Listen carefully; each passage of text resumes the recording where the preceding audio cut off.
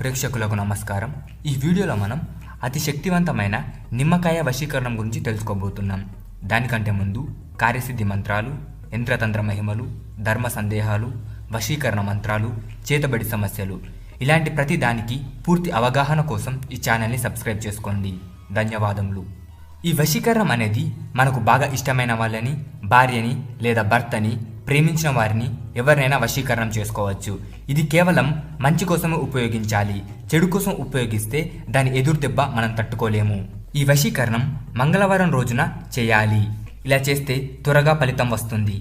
ఈ వశీకరణం కోసం మనకు నిమ్మకాయ, పసుపు, సింధూరం, మనం ఎవరినైతే వశీకరణం చేయాలనుకుంటున్నామో వారి వెంట్రుకలు లేదా వారి కాళ్ళ కింద మట్టి, 2 కాగితపు ముక్కలు. మొదట మీరు ఎవరినైతే వశీకరణం చేయాలనుకుంటున్నారో వారి పేరు మరియు మీరు పేరు విడివిడిగా ఒక్కొక్క పేపర్లో రాయాలి. తర్వాత నిమ్మకాయని 2గా విభజించి రెండిటికి పసుపు మరియు సింధూరం సగం సగం రాసి, ఇప్పుడు నేను చెప్పబోయే ఈ మంత్రాన్ని 111 సార్లు జపించాలి. జ్ఞాననమాపి చెంతాసి దేవి భగవతి హిసా బాలదాకృష్య మోహయ మహామాయ ప్రాయచిత్తి.